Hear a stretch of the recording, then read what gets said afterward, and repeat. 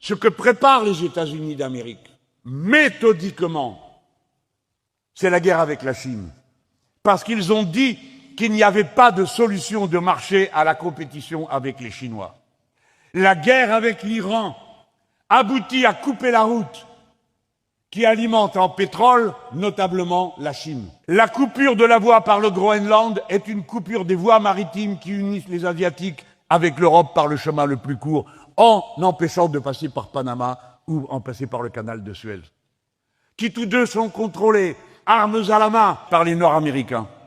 Voilà ce qui est en train de se jouer. Trump, il fait ça puisqu'on le laisse faire. C'est exactement comme Netanyahou.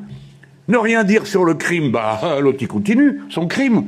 Vous savez, il y a une grande formule, hein. Celui qui est venu jusqu'ici, c'est pour aller plus loin. C'est pas la peine de rêver, de se dire il va s'arrêter. Non, il s'arrête pas tant que vous l'arrêtez pas. Trump ne s'arrêtera pas dans sa préparation de la guerre contre la Chine tant qu'on l'aura pas arrêté. Monsieur Netanyahou n'arrêtera pas d'appliquer un plan géopolitique dans la région qui est très clair, très net, qui a été donné dès le début, tant qu'on ne l'aura pas arrêté. Le mot d'ordre central, c'est le cessez-le-feu. Cessez-le-feu immédiat. Il faut arrêter tout de suite la tuerie.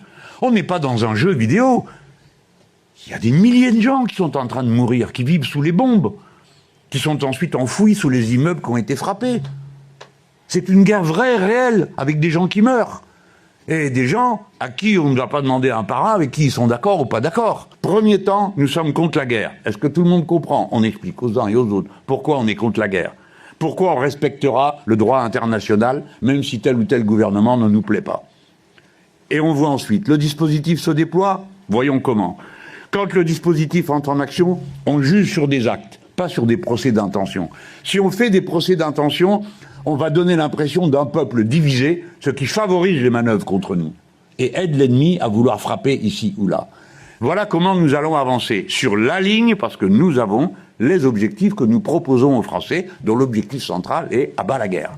Parce que la guerre, ils l'ont voulu. Elle est le résultat d'une série d'événements, mais ils l'ont voulu pour rectifier les frontières en faveur des plus forts et pour les changer. Ils l'ont voulu parce que c'est comme ça qu'ils relancent une économie capitaliste qui est à bout de souffle et qui n'arrive plus à tourner. La guerre n'est pas une conséquence imprévue. Ils la voulaient.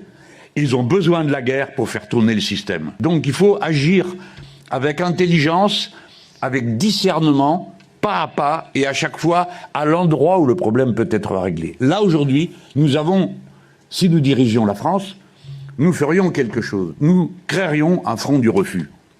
C'est-à-dire de gens qui disent, non seulement nous condamnons cette guerre, mais vous allez l'arrêter tout de suite parce que c'est nous qui allons voter des sanctions contre vous. Des milliardaires, des complotistes, d'anciens soldats et des stars de la télévision. Donald Trump a voulu une équipe à son image, anticonformiste, tape à l'œil et prête à toutes les provocations. À ses côtés, il y aura d'abord un vice-président officieux, en la personne d'Elon Musk.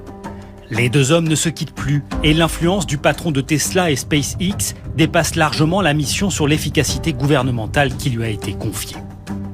Comme ministre de la Défense, Donald Trump a nommé Pete Hegseth, un ancien soldat ayant servi en Irak et en Afghanistan avant de devenir présentateur de la chaîne Fox News. Connu pour ses prières en direct, on en a tous besoin. Prions ensemble, fermez les yeux. Ses conseils pour des marques de munitions et ses prises de position controversées. Les femmes n'ont rien à faire au combat. Mais son penchant pour l'alcool lui a valu une audition délicate devant le Sénat qui doit entériner sa nomination. Ce soir-là, vous étiez complètement ivre et vous vous êtes fait porter jusqu'à votre chambre. Vrai ou faux? Des ragots anonymes. Décriés eux aussi, Tulsi Gabbard, élu réputé proche des Russes, choisi pour diriger le renseignement, et Kash Patel, nommé à la tête du FBI. Cet ancien magistrat ouvertement complotiste a maintes fois menacé de traquer ceux qui s'opposent à Donald Trump. Nous allons nous attaquer à tous ceux qui ont menti aux Américains et qui ont aidé Joe Biden à voler l'élection de 2020. On viendra vous chercher. À des postes moins exposés, trois visages bien connus des Américains. À la santé, Robert Francis Kennedy Jr., neveu de l'ancien président connu pour ses positions anti-vaccins et son combat contre la malbouffe. Le très médiatique Dr Oz, star d'un talk show médical où Donald Trump est parfois apparu, il devrait diriger l'assurance maladie. Et l'ancienne patronne du catch américain Linda McMahon, célèbre pour la mise en scène des disputes avec ses enfants, elle sera chargée de l'éducation. Enfin, Donald Trump s'appuiera sur 2 personnalités respectées, le sénateur Marco Rubio aux affaires étrangères et Pam Bondi, ancienne procureure et avocate de Donald Trump, chargée de la justice. Je ne ferai pas de la justice une arme partisane. Je ne ciblerai pas les citoyens en raison de leur affiliation politique. De ces nouveaux visages, qui sera encore là dans 1 an? Donald Trump n'est pas connu pour sa patience. Lors de son premier mandat, il avait par exemple usé 4 chefs de cabinet à la Maison-Blanche en l'espace de 4 ans.